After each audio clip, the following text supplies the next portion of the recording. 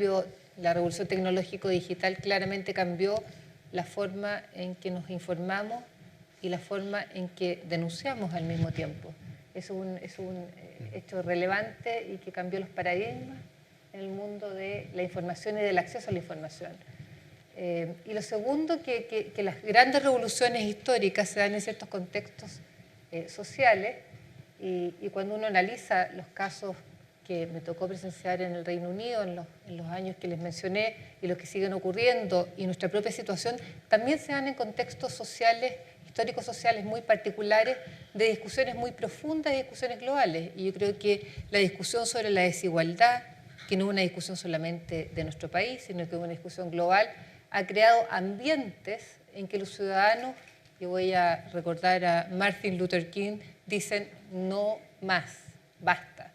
Y se sienten, por lo tanto, muy molestos, hay mucha indignación, y eso alimentado por las discusiones que de manera global estamos teniendo, como por ejemplo la discusión sobre la desigualdad.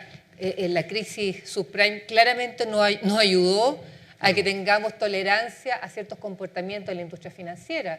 Hay indignación, hay molestia. Por lo tanto, se dan ciertas configuraciones, voy a llamarlas casi astrales, en que las cosas que antes podían pasar piola, hoy día se muestran como eventos totalmente inaceptables. Bueno, estoy de acuerdo, y además depende mucho de los países. Pensemos en Francia. El líder actual de la centro-derecha, el expresidente Sarkozy, está sometido a juicio. Sí. Y no parece a los franceses eso preocuparles mayormente para que a lo mejor puede ser nuevamente presidente de Francia. Lo más difícil en una sociedad es entender cuándo cambia el paradigma ético. Porque a veces en forma muy imprevisible y rápida. Así como Claudio vivió en Inglaterra, yo viví 10 años en Italia, me tocó la operación Manos Limpias.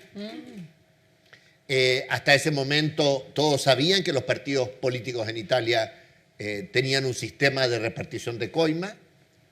Era algo bastante establecido y bastante tolerado, digamos. Se produjo tal vez una exageración en un momento dado. Bueno, pero hubo un minuto que nadie sabe por qué, se han escrito libros sobre esto. Los fiscales de Milán empezaron a perseguir el asunto, bueno, y hasta tal punto que echaron abajo el sistema de partidos políticos, se disolvieron los partidos más importantes que habían gobernado Italia de la posguerra, con bastante éxito, lo habían gobernado por lo demás. Y todo esto, digamos, en nombre muy justamente de la probidad. Ahora, paradojalmente, quien subió al poder y gobernó 16 años no era un ejemplo de probidad, digamos, propiamente tal, que era el primer ministro Berlusconi. Ahora, ¿quiere decir esto que los italianos cambian mucho su percepción? Fíjense ustedes que, si ustedes vuelven a leer a Cicerón, hay un famoso juicio que Cicerón acusa a un gobernador de Sicilia de corrupción.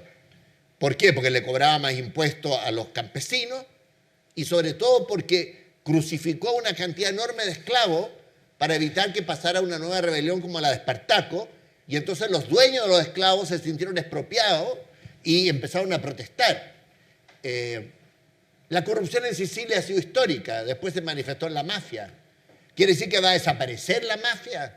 ¿O la camorra? ¿O la andráqueta en el sur de Italia? No. Pero son ciertos cambios que conmueven a las sociedades. Y es muy difícil, digamos, percibir por qué ocurre. Lo único que yo digo después de esa experiencia que me tocó vivir es que tanto los agentes políticos como económicos, como de opinión pública, los líderes, tienen que anticiparse. Lo peor es resistir el cambio o entender como que no hubiera cambiado y empezar a explicar lo que ya se ha vuelto inexplicable. Por tanto, hay que adelantarse. En el caso de la Iglesia, que no había antes pedofilia, pero llegó un minuto en que no se toleró más. Ahora, ¿por qué se produce ese cambio? Eso es muy difícil de percibir. Dos comentarios que se me vienen a la cabeza. Primero, yo creo que definitivamente el acceso a información y a comunicación que tenemos hace que hoy día esté todo puesto arriba de la mesa. Vivamos un mundo de transparencia total gracias a la tecnología, lo cual es un valor positivo que hay que manejar con cuidado, pero que definitivamente hace que toda la sociedad está consciente y se entera de todas las cosas que pasan y se entera en línea. Y por lo tanto, cuando uno se da cuenta de que el vecino está haciendo tal o cual cosa, obviamente que se molesta más. Y el otro elemento que yo creo que uno a veces no tiene muy presente en la cabeza es que la humanidad, y lo estaba buscando aquí porque me llegó una clase muy buena que se llama Don't Panic. En el año 1950 aproximadamente éramos como 1.500 millones de habitantes en el planeta. Hoy día somos 7.000. Y la proyección es que en el 2050 vamos a llegar a 11.000. Entonces, la verdad es que estamos en un planeta en que vive mucha más gente, que vive gente con mucho mayor capacidad de interactuar. Imagínense, en Chile hay más de 17 millones de aparatos de estos, digamos, y somos como 17 millones de habitantes, o sea, hay más de uno por cabeza. Y vivimos, la mayoría, pendientes de qué información salió, cómo salió. Entonces, es una forma de vida nueva en transparencia total. Hoy día, yo creo que atreverse a tener una aventura y que no lo pillen es absolutamente utópico. O sea, uno, si en el pasado la gente... Hazlo en un maletín. Lógico, en el pasado la gente tenía dobles vidas, de repente se descubría que un señor tenía 2 casas, digamos, y lo había logrado hacer una vida con 2 familias. Hoy día es imposible. La verdad es que por el tag, por donde uno va, que se encontró con alguien, le sacó una foto. O sea, hoy día nadie puede osar tener en cualquier tipo de actividad, incluso la de relacionarse socialmente, digamos, que a uno lo vayan a sacar una foto con quien no debía, en el lugar que no debía. La verdad es que eso llegó a la familia, se desparramó en pocos segundos. Entonces, yo creo que hay que aprender a vivir en esta realidad. Tiene muchas cosas nuevas, muchas cosas buenas, y por lo tanto yo creo que es normal que estemos viviendo en este mundo convulsionado donde somos muchos más, estamos más, entre comillas, apretados en el planeta. La charla que está en YouTube, que se llama Don't Panic, es positiva, es porque en realidad la población se va a estabilizar a los 11.000 millones de habitantes. No es que esté creciendo explosivamente, es que los niños hoy día viven más y antes los niños se morían. Y no es que hoy día la gente tenga más hijos, sino que al revés, tiene mucho menos, pero resulta que hay más salud y por eso es que el tema se está nivelando. Pero tenemos que aprender a vivir en esta nueva sociedad, tenemos que aprender a convivir con mayor transparencia y yo creo que la parte positiva es que nos vamos a tener que portar mucho mejor porque cualquier cosa mala que hagamos se va a saber en pocos minutos y vamos a estar condenados, digamos. O hay que ser más cuidadosos. También. Guillermo, quiero decir contigo un tema que anunciaste tú, José Antonio, pero lo comentamos la semana pasada. Esta encuesta que nosotros desplegamos en Pulso, de la encuesta de la Universidad de Notre Dame, que hacía ejecutivos de Estados Unidos y del Reino Unido, respecto de las prácticas post-crisis subprime.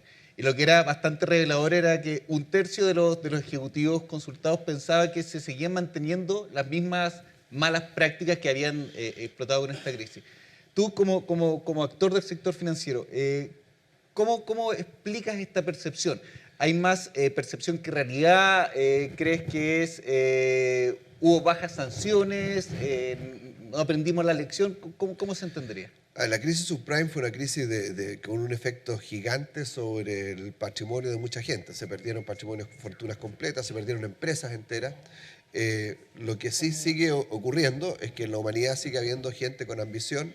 La verdad es que efectivamente seguimos viviendo en un mundo de gente que tiene mucha ambición y la dificultad por la velocidad con que se producen los cambios de mantener regulación ajustada para evitar que se produzcan colapsos como los que tuvimos en el 2007-2008 son difíciles de establecer. En Estados Unidos y en el mercado financiero en particular aplica una regla donde se puede hacer todo aquello que no está expresamente prohibido. Claro. En Chile hemos tenido siempre el foco de que se puede hacer todo aquello que está expresamente autorizado. Esa diferencia, que a lo mejor no es lo mismo, no es lo mismo. En un caso uno le restringe en un marco de acción muy limitado y en el otro está la cancha abierta para la creatividad, inventa todo lo que tú quieras siempre que no esté formalmente prohibido. Entonces, que es por otra parte lo que logra hacer andar de nuevo la economía norteamericana, post-crisis subprime. Hay instituciones que prácticamente cambiaron totalmente de manos, como el Citibank, como General Motors, empresas de ese tipo, que los dueños actuales, la compañía sigue existiendo, pero como tuvo que entrar el Estado al medio a rescatarla, el Estado se hizo de toda la propiedad de la compañía y después de a poco la fue vendiendo y hoy día tiene otros dueños. Y por lo tanto todos los que eran dueños de esa compañía perdieron todo y hoy día hay otros dueños que están a cargo. Ese dinamismo que tiene la economía norteamericana es lo que ha en parte logrado, está logrando sacar de la crisis a la economía mundial y al mundo desarrollado. Yo creo que efectivamente hay que ponerle mucho más resguardos y controles para evitar que vuelva a pasar el caso anterior, que estuvo alimentado por ambición desmedida, por uso de esta regulación más flexible para inventar todo tipo de figuras financieras y hacer creer a la población que cosas tan estáticas como un bien raíz iba a multiplicar su valor hasta el infinito siempre, y que siempre se iba a ir multiplicando por 2 cada, no sé, 5 años, y por lo tanto llegó a sobreendeudarse a mucha gente. Cosa que también en Chile hemos tenido algunas lecciones respecto de eso, de a lo mejor inducir a mucha gente a adquirir préstamos más allá de lo que es su capacidad de pago. Y después cuando uno recibe el préstamo, tiene felicidad, puede hacer cosas que no había pensado que podía hacer. Cuando viene el momento de pagar, viene la frustración y el enojo con quien te generó toda esa sensación de bienestar. Entonces, no tengo una respuesta, un diagnóstico preciso respecto a si se está o no forjando una nueva burbuja o una nueva crisis en Estados Unidos.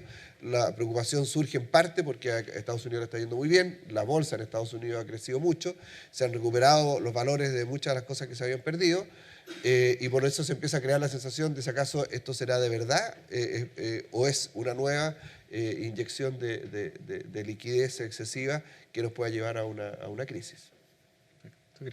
Sí, no, complementando lo que señala Guillermo, hay una tendencia bien interesante que seguramente ustedes conocen, que tiene que ver desde los economistas y psicólogos del comportamiento y algún grupo de neurocientíficos, que lo que dicen: no nos engañemos, no nos hagamos falsas expectativas de nosotros mismos, somos seres esencialmente tramposos, biológicamente tramposos y socialmente tramposos. Por lo tanto, lo que tenemos que hacer es ser muy rigurosos a la hora de configurar nuestras normativas legales y nuestros códigos o normas sociales de comportamiento, porque como seres humanos tendemos a hacer trampa. Y tendemos a hacer trampa en mayor medida, en un caso muy particular y que me recordó lo que estamos viviendo nosotros. Tendemos a hacer trampa cuando vemos que nuestros pares trampean y no hay sanción para ello. Por lo tanto, a mí una de las malas respuestas que he oído en mi país es que todos lo hacíamos. Cuando todos lo hacíamos, why not? Yo también lo puedo hacer, y ¿por qué no? Si el que lo hace, mi par, no es sancionado. Entonces hay algo ahí que es interesante de entender desde estas nuevas corrientes multidisciplinarias. Se junta la economía con la psicología y hay una nueva forma de entender nuestro comportamiento humano y cómo eso afecta gravemente o tiene impactos importantes en el desarrollo de los mercados, en el desarrollo de nuestra economía. Y hay un tipo fantástico que yo les voy a recomendar que lean, y que todas estas charlas están en TED y en otros sitios web muy buenos, que dice algo que a mí me encanta, que la hormona de la honestidad es la oxitocina. ¿Y quiénes tenemos en abundancia esa hormona? Las mujeres. Y que la hormona del fraude es la testosterona. Y no quiero decir quién tiene la hormona de la testosterona. O sea, yo creo que los gobiernos corporativos deberían, pero crecientemente, incorporar mujeres en sus gobiernos corporativos, porque al menos les vamos a aportar la oxitocina en cantidades abundantes en sus directorios. Sí. ¿Tenía una pregunta? Buenos días a todos. Primero más, muy certeros los diagnósticos que cada uno de ustedes planteó del momento político, social que está viviendo Chile. Y eso a propósito de lo que comentó sobre todo Claudia y también Guillermo, respecto de